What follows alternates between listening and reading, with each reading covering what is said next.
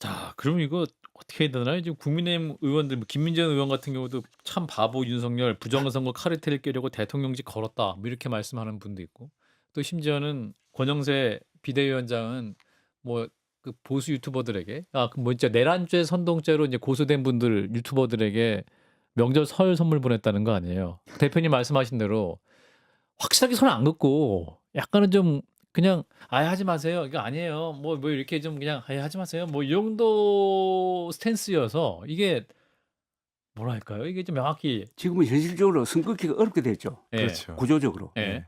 예. 절연할 수가 없죠. 이거 분명 국민의힘 내에서는 선거 승리 방정식을 알고 있어요. 이준석 대표 때, 그러니까 저희 당이어서가 아니라 예. 이준석 대표 때 당내의 반발에도 불구하고 부정선거론자들을 절연했거든요. 그렇죠. 그래서 뭐 어떤 뭐 극우 성향의 의원들로부터 많이 공격도 당했지만 부정선거를 절연하지 못하는 우리 당은 희망이 없다라는 그렇죠. 기조로 계속해서 끌고 와서 지방선거와 보궐선거와 대통령 선거까지 이겨놨는데 그것에 대한 반작용인지는 모르겠지만 다시 오른쪽보다 더 오른쪽으로 그렇죠. 간 게 지금 국민의힘의 현 주소거든요. 음. 김민전 같은 경우에도 부정선거뿐만 아니라 정말 국민들로부터 트라우마가 있는 그 백골단이라고 하는 반공청년단이라고 하는 사람들 그 흰색 안전몰 씌워가지고 기자회견까지 하게 만드는 지금 그런 상황이 국민의힘이 지금 위치한 것이거든요. 예. 이대로 간다면 망해야죠. 망해야 되는데 망하지 않는 게 문제입니다. 근데 사실 이걸 끊을 수 있는 사람은 한동훈 대표였는데 아. 한동훈 대표가 지금 침묵하는데 나는 이 문제에 대해서는 입장을 밝혀야 된다고 생각해요. 왜냐하면 빨리 자기가 주도한 선거가 지난 총선. 총선거였잖아요. 예. 근데 윤석열 대통령은 총선거가 다 부정이었다는 거라. 네. 예. 그리고 거기에서 뽑힌 사람이 지금 국회를 장악하고 있다고 했으니까 예. 선거를 아하. 지휘한 한동훈 대표가 요 문제에 대해서만은 이야기를 해야 입장. 된다고. 아하. 아니 이야기할 의무가 있는 거 아닙니까? 그렇죠. 의무가 있는 거 보수를 아닙니까? 위해서라도. 예. 예. 그래서 이걸 가지고 끊어야 돼. 우선 국민의힘과 부정선거 음모론 세력을 끊어야 돼요. 네. 끊도록 압력을 넣어야 됩니다. 안 끊으면 한덩어리가 돼버리니까 그러니까요. 이게 윤석열 대통령이 오늘 또 자기는 뭐 자유민주주의를 신념처럼 철학으로 삼았다. 삼았다 그러는데 아니 자유민주주의의 기본적 가치가 세 가지인데 진실 위에 세우는 정의 법치죠. 그래야 자유를 지킬 수 있다. 진실, 정의, 자유인데 음모론이 진실입니까? 그리고 계엄이 그게 법치입니까? 정의가 아니고. 그럼 보수적 가치를 다 파괴를 한 사람이 말하는 자유민주주의 철학은 뭐냐 이거예요. 그러니까 이거를 이른바 보수당이라고 하는 국민의힘이 정리를 하지 않으면은 선거에서 질 뿐만 아니라 저도 좀 더럽게 지는 거지. 예. 예. 당당하게 철학을 지키기 위해서 신념을 지키기 위해서 지는 거는 지고 나서도 힘이 생기는데 부정선거 음모론자들의 도움을 받아가지고 한 덩어리가 돼가지고 졌다 하면 그 길로 끝나는 거 아닙니까? 정말 중요한 말씀 해주시고 계시는데 근데 이런 시국에 지금 이제 지지율 흐름을 보면 국민의힘이 민주당 지지율을 넘어서는 결과가 좀 나오고 있습니다. 그래서 이 지지율 현상을 어떻게 봐야 되는 것이 엇갈린 해석이 나오고 있습니다만 영상을 또 보고 말씀 이어가겠습니다.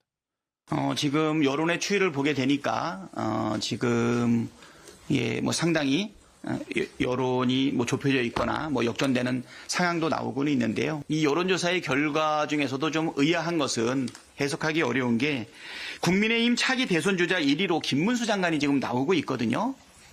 이건 어떻게 해석해야 될지. 그러니까 여론의 추이도 해석이 참 어렵지만 김문수 장관이 대선 1위다라고 했을 때 나 이것도 참 해석하기가 어려운 것 같아요. 예. 자 일단은 지금 국민의힘이 오차범위 내에서 이기는 조사도 나오고 또 더 이렇게 계속 이런 흐름이 나오고 있는 건 분명한 것 같습니다. 대표님 이거 어떻게 판단하고 계십니까? 그건 뭐 지금 다 분석하는 대로요. 예. 이게 지난 한 달 동안 이재명 대표가 전명군처럼 행세한 거 아닙니까? 예.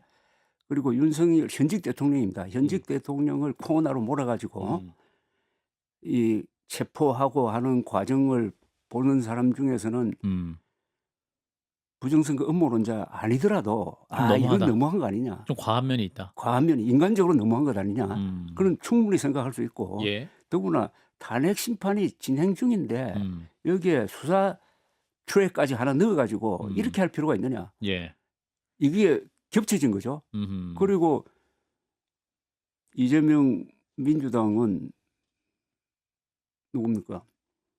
한덕수 국무총리 탄핵했잖아요. 그렇습니다. 그게 또 결정적이죠. 아, 또 카톡 무슨 검열을 한다느니 해가지고 완전히 집권한 사람처럼 행동하는데 이 감정적인 반응이라고 봅니다. 아하. 윤석열 대통령에 대한 동정심과 이재명 대표에 대한 너무 오만한 데 대한 어떤 미움이 결합되어 보니까 이거는 이런 여론의 급전은 급하게 이렇게 여론이 돌아간 거는 아마 매우 드문 경우예요. 그렇죠. 매우 드문 경우입니다. 예.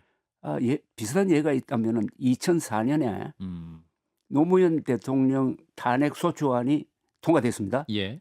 압도적으로 통과됐어요. 예. 많은 사람이 생각하기를 뭐 헌법재판소는 자동적으로 파면 결정을 할 거라고 봤는데 그날 바로 뒤집어졌잖아요. 예. 그날 KBS, MBC가 대통령을 어떻게 탄핵할 수 있느냐. 이것도 첫 경험이니까 예. 아마 많은 사람들은 왕을 어떻게 끌어내냐. 몰아낼 수 있냐. 그런 거하고 섞여가지고 아하. 그날 하루 완전히 뒤집어져 버렸잖아요. 그리고 그 여세를 몰고 당시 열린 우리당이 나왔죠. 예. 제1당이 예. 됐지 않습니까? 그때하고 좀 비슷해요 지금. 아하. 그 격한 감정. 그런데 거기에 불쏘시개 역할을 한 게 부정선거 음모론이죠.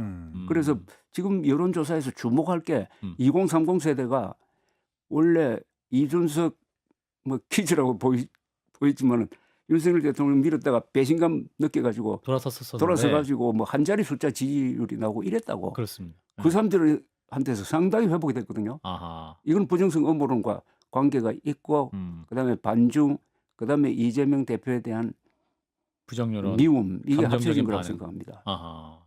이긴 최고는? 저는 이 지지율이 출렁이는 게 처음에는 이제 표집의 균형이 바뀐다. 예. 소위 이른바 과표집. 과표집. 뭐 갤럽조사 같은 경우에는 사실 12월 둘째 주에 보수 응답자층이 한 240명 정도에서 1월 둘째 주에는 340명인가요? 그렇죠. 100명 이상 가까이 늘어났습니다. 늘어나요. 그러니까 보수 지지층이 소극적으로 응답하다가 적극적으로 응답하는 그런 양상이 보여져서 과표집되고 진보 성향의 과소표집인가 좀 싶었는데 다른 조사에서까지 그렇게 중복적으로 뭔가 그렇죠. 골든 크로스 내지는 딱 붙는 현상을 보면서 이게 도대체 뭘까 좀 주변에 좀 물어보니까 예. 사법적 형평을 비교하는 사람들이 좀 꽤 많더라고요. 많죠. 물론 저는 대통령이 구속수사되어야 하고 체포영장 발부돼야 된다고 보지만 구속영장 발부되고 체포영장 발부되고 심지어 변호인 외의 사람 접견이 불가능하고 서신까지 주고받을 수 없다는 조치를 내리면서 예. 그러면 그건 좋다. 그 엄격한 기준은 좋다. 그렇다면 이재명 대표는 그렇지. 그러니까 그렇죠. 탄핵 넘어서 우리나라가 다시 세워야 될 지도자에 대한 사법적 리스크와 기준이 그 차기 지도자에 대해서 공평하게 적용되고 있느냐라는 그렇죠. 것을 국민들이 생각했을 때 그러면 수년 동안 수개월 동안 재판을 지연하고 있는 이재명 대표는 왜 이런데 그렇죠. 라는 그런 형평의 어떤 기준 비교를 통해 가지고 좀 더 이렇게 보수 지지층 혹은 내지는 중도의 보수 지지층들이 적극적으로 응답해 가지고 그렇죠. 국민의힘 지지율이 맞아요. 그렇게 올라가져 보이는 좀 착시 현상이 보여지는 게 아닌가 싶습니다. 초반에는 이게 좀 그렇게 덜 유명한 여론조사 회사에서 나온 결과에서 사람들이 처음엔 좀 의아한 해석을 하다가 그렇죠. 나중에는 이제 갤럽, 또 MBS 조사, 리얼미터 조사에서도 이제 국민의힘과 민주당의 지지율이 접전해 버리거나 또 국민의힘 많이 나오는 결과가 나오면서 이게 또 하나의 추세가 된 것이 아니냐 이런 분석이 나오는 것이고 근데 지금 김문수 장관이 보수 측 예. 높은 지지율로 지금 어떤 대권 주자로 떠오르는 그런 양상도 있어요. 요 부분은 어떻게 난 보십니까? 아주 자연스럽다고 봐요. 자연스럽습니다. 그동안에 김문수 장관이 이 이념 문제에 대해서는 가장 확실한 입장이었거든요. 뚜렷했죠. 예. 그러니까 문재인을 김일성 주지자로 본다라고 김일성 당당하게 주지자. 이야기하고 어허. 이번에도 국회에서 다른 사람들은 일어서 가지고 뭐 이렇게 다른 장관들은 사과도 하고 하는데 예, 계엄 문제에 김문수 대해서. 장관은 그냥 앉아 있었잖아요. 맞아요. 예. 그런 거. 그래서 지금 보수 성향 중에서 강성 보수 성향 쪽에서 김문수 장관 쪽으로 쏠리고 있잖아요. 예. 그럼 이 추세가 그러면 꾸준히 앞으로 계속 갈 수 근데 있을까요? 지금 나는 그게 궁금해요. 이게 구조화될 소지가 있다는 겁니다. 구조화. 구조화돼. 이 여론 구조가 아까 말씀드린 대로 2030이 마음을 이렇게 정합니까? 말하자면은 골기한 셈인데 예. 골기한 셈이잖아요. 예. 지금까지 태극기 집회에는 역시 노년층이 많았는데 이번에 젊은 세대가 많았잖아요. 예. 이게 난 제일 큰 변화고 이게 끔찍한 변화라고 생각합니다. 만약 윤석열 대통령이 선동해가지고 우리의 미래를 책임질 2030을 음모론자로 만들었다고 하면은 이보다 더 큰 죄가 있습니까? 그러나 이들이 행동한 거는 그것뿐만이 아니고 이재명 대표에 대한 나름대로의 정의감이 또 있을 거라고요. 예. 이게 섞여 있잖아요. 예. 이게 쉽게 풀리겠느냐? 아하.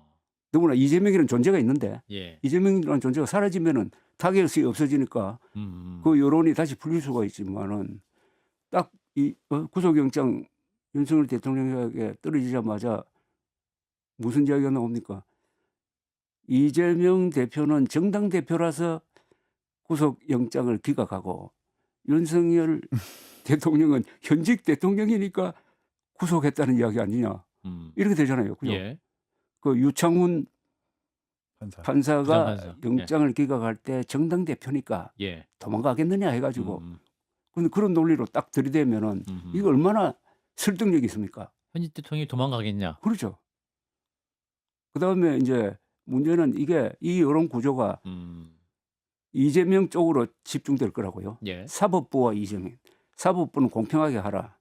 그 다음에 이재명 대표에 대한 공직선거법 위반 재판은 어떤 일이 있더라도 2월 15일 전에 나와야 된다. 그리고 대법원 재판도 3개월 되니까 5월 15일 전에 나와야 한다. 633 원칙에 의해서. 그렇죠. 그 압박은 난 대단할 거라고 봅니다. 2월 15일은 윤석열 대통령 탄핵 심판 변론길 마지막 2월 15일이기 때문에 예. 그 전에 2심 나와야 같이 된다. 하든지. 같이 진행돼야 된다. 근데 그게 얼마나 크겠어요. 그게 또 맞잖아요. 옳은 이야기잖아요.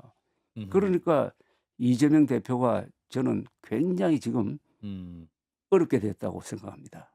이 상황은. 예. 이긴철. 일단 김문수 장관이 대권의 어떤 지지율이 높은 이 후보로 거론되는 것은 윤석열의 수광 때문이다라고 생각을 해요. 방금 말씀하셨지만 그 국무위원 중에 유일하게 계엄에 대해서 사과를 하지 않은 사람이기도 하고 그런 모습들을 보면서 강성 지지층은 김문수가 잘 싸우겠다라는 생각을 하는 거죠. 그리고 윤석열 대통령은 지금 탄핵이 됐고 탄핵 심판을 받고 있고 구속됐지만 결국 윤석열이 보수 진영 내에서 주는 영향력도 만만치 않을 겁니다. 근데 윤석열 대통령께서 이렇게 좀 다음 정치적 영향력을 줄 수 있는 후보가 누구인지를 생각을 해봤을 때 강성 지지층이 생각했을 때는 싸우겠다라고 입장을 표명한 사람이 별로 없을 거고 그 중에서도 이제 김문수 장관이 아마 생각이 들겠죠. 예. 그러면서 이제 여론조사층 내에서도 김문수 장관을 앞세워서 좀 더 보수를 좀 더 다시 재건해야 된다라는 그런 여론이 있는 것 같습니다. 그렇군요. 앞으로 뭐 이제 탄핵 심판이 이제 진행될수록 또 대권 주장엔 여러 가지 또 변동이 있을 가능성이 있는데 민주당 얘기 마지막 하면서 짧게 마무리하면 이제 이재명 대표에 대한 대안이 민주당에서 나올 수 있을 것이냐 이 부분인데 오늘 이제 임종석 전 실장이 이재명만 바라보는 민주당 국민 신뢰 없겠나 첫 포문을 열기는 했습니다만 민주당 내에서 또 다른 대권 후보 주자가 나올 수 있을까요? 지금 문제는 시간. 교체할 시간이 굉장히 짧죠. 아, 예. 더구나 일극 체제로 되어 있는 민주당 정당에서 상황에, 예. 그러나 그것도 모르죠. 여론조사가 지금 이런 여론조사가 계속되고 문제는 이걸 2월 15일에 항소심에서 1심처럼 실형 선고가 나왔다고 했을 때의 상황을 한번 예측을 한번 2심에서 예, 예. 해보면은 뭐 대법원 판결이 5월 15일에 안 나오더라도 2심에서 그렇게 되면은 대법원은 거의 뭐 법리상 자동적으로 문제가 그죠? 없다면, 되는 확률이 높아지잖아요. 예. 그러면 중대한 갈림길에 서는 것 아닙니까? 민주당으로서 그런 리스크가 많은 사람을 대통령 후보로 내었을 때 과연 이길 수 있겠느냐?